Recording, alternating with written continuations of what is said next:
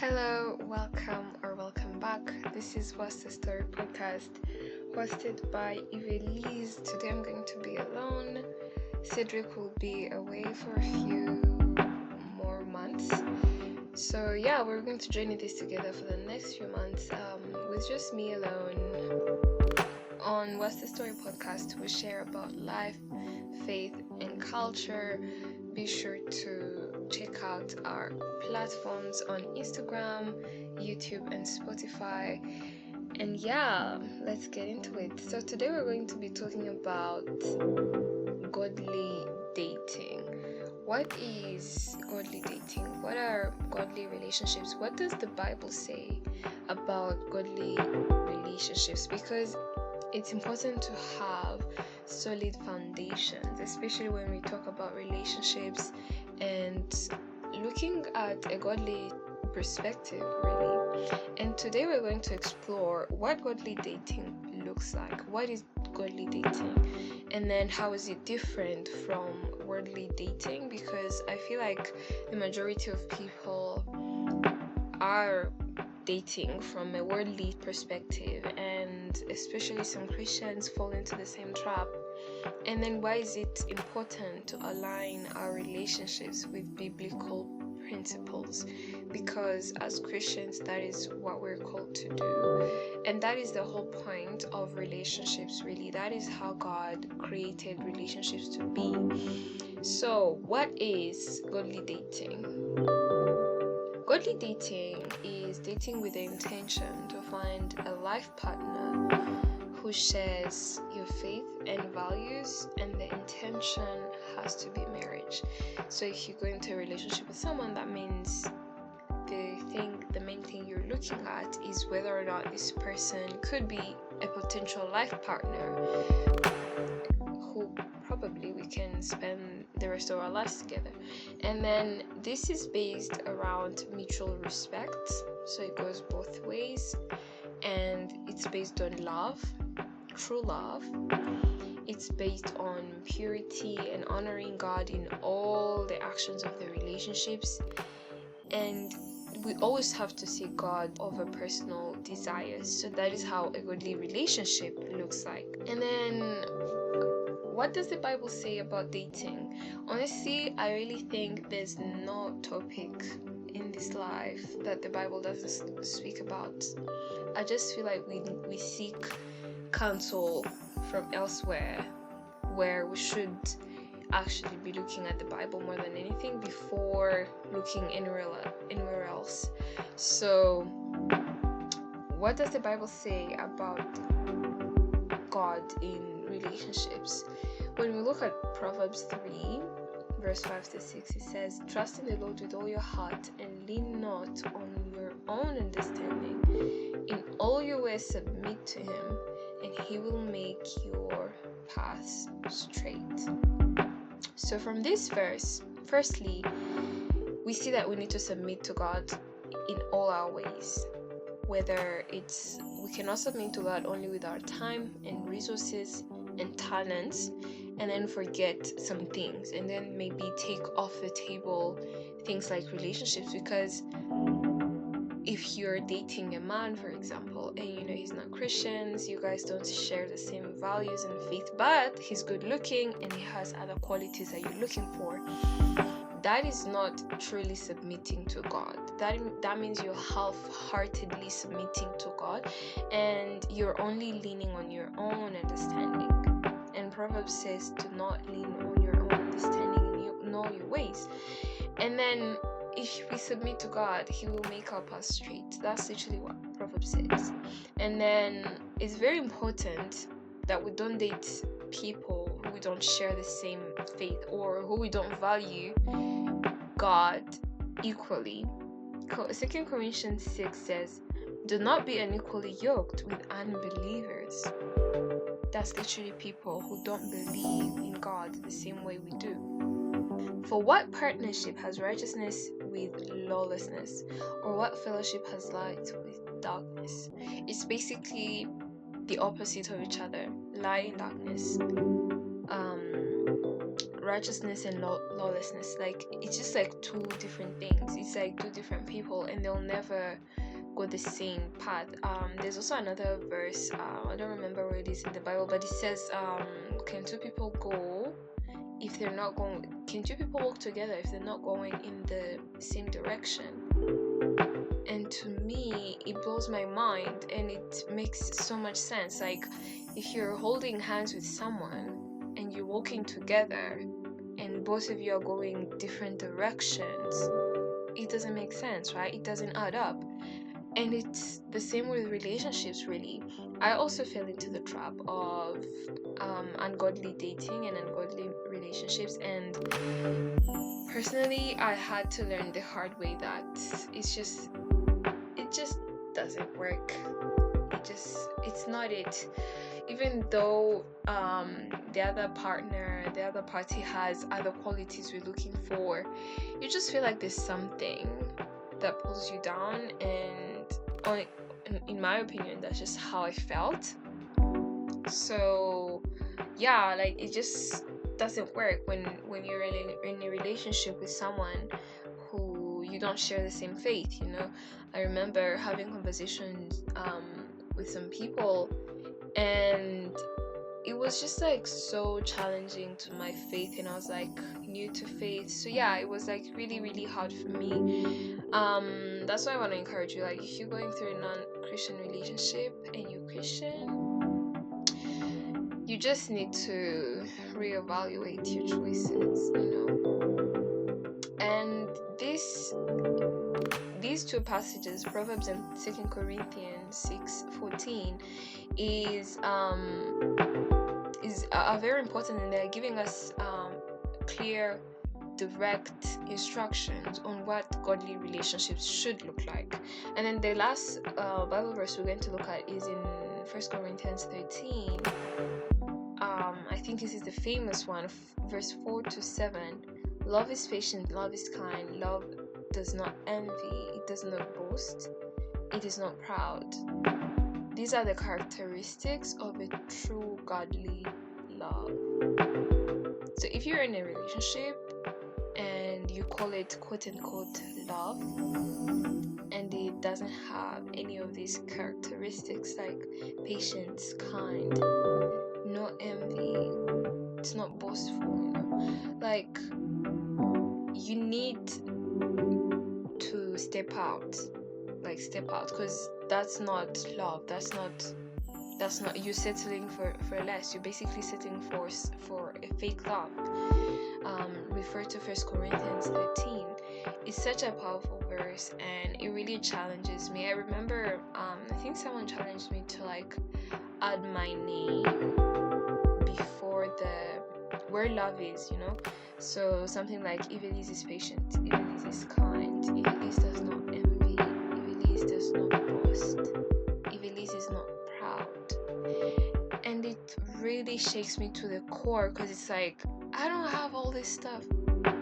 Sometimes it's hard to be patient, and yeah, like, it really challenges you to think about your character, to work on your character development before you actually step into a relationship and start giving love to others. So that's what basically the Bible says about godly relationships and godly marriages.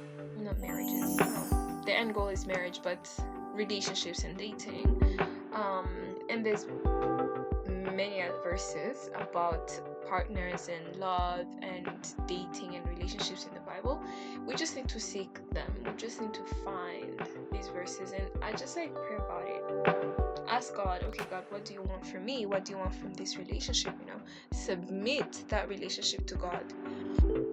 And then, how can you know that your partner is the right one? How do you know? How do you choose a partner? Because I think that's also a hard part. Sometimes people will just like show a face face, build a persona that you can fall for that persona, but that's the fake person, like people can put on a different face, or is it a face or a mask? I think it's a mask. Like they mask themselves and hide some other parts that are not who they truly are, and then you can fall for the wrong person basically. So like, how do we know that this person is, we should go into the relationship with this person? Basically, that's the question.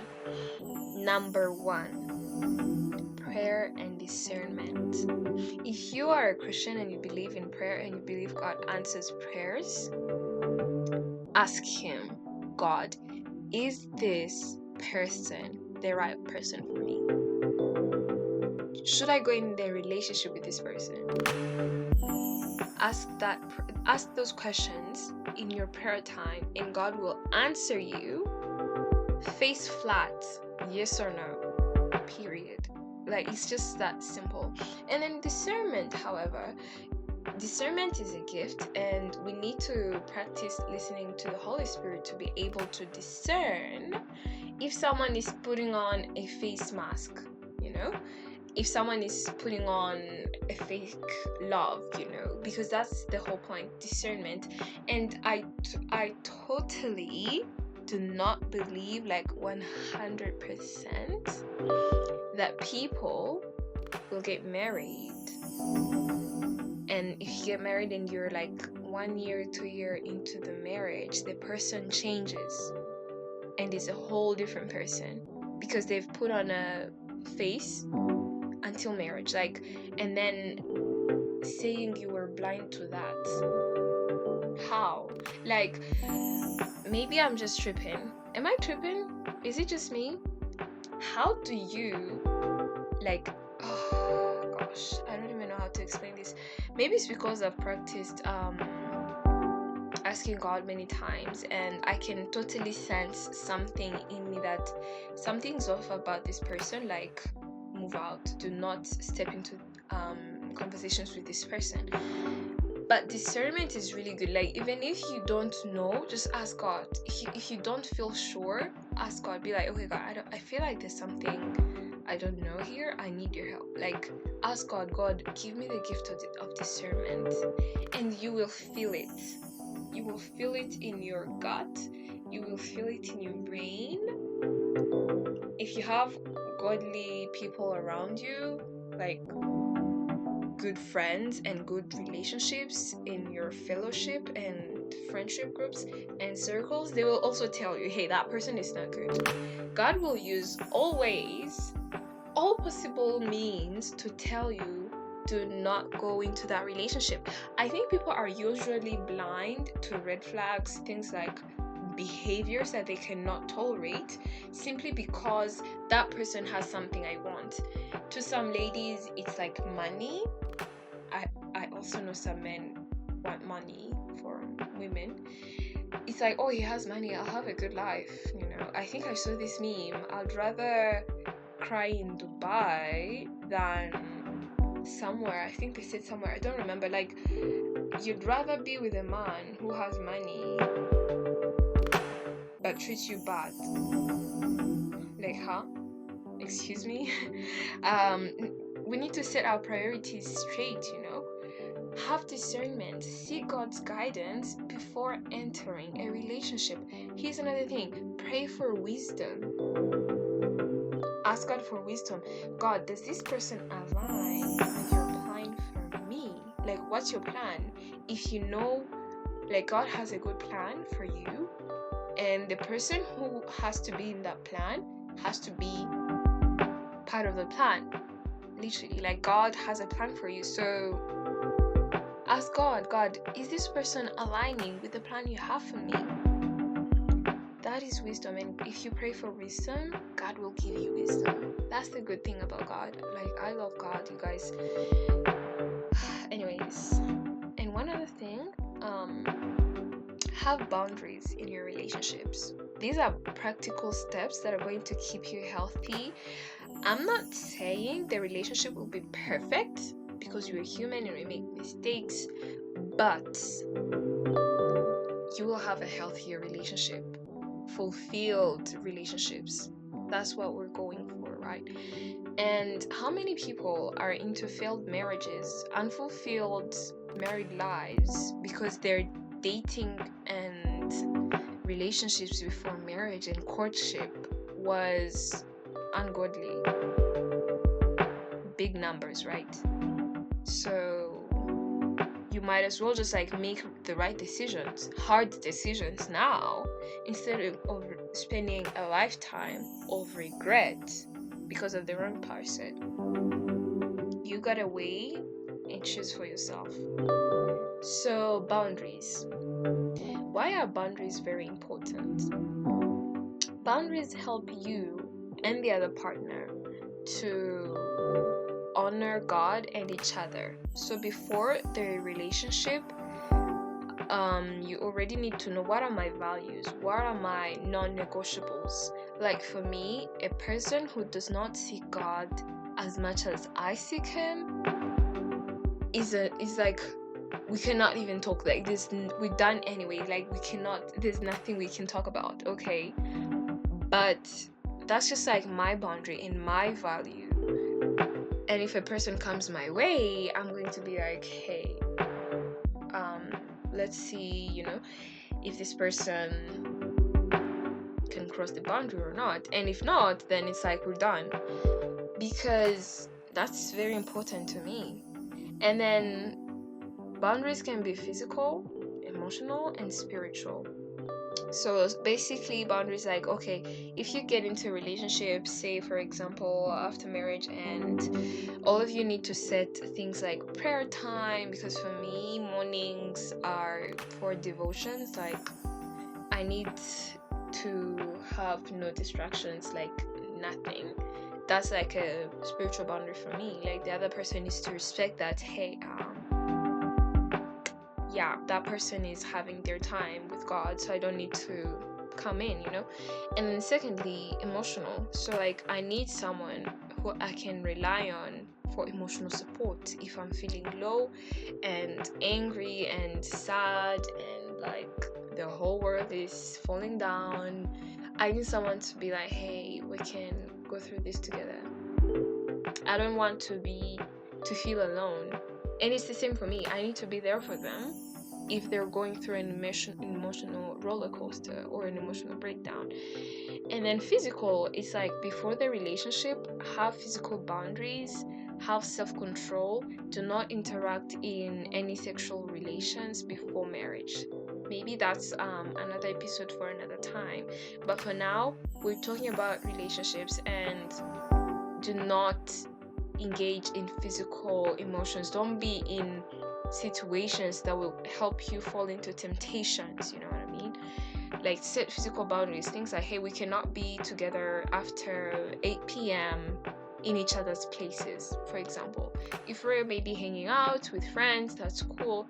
We can go beyond 8 p.m. if it's like a social night, something, but there's people, everyone will go their way, cool.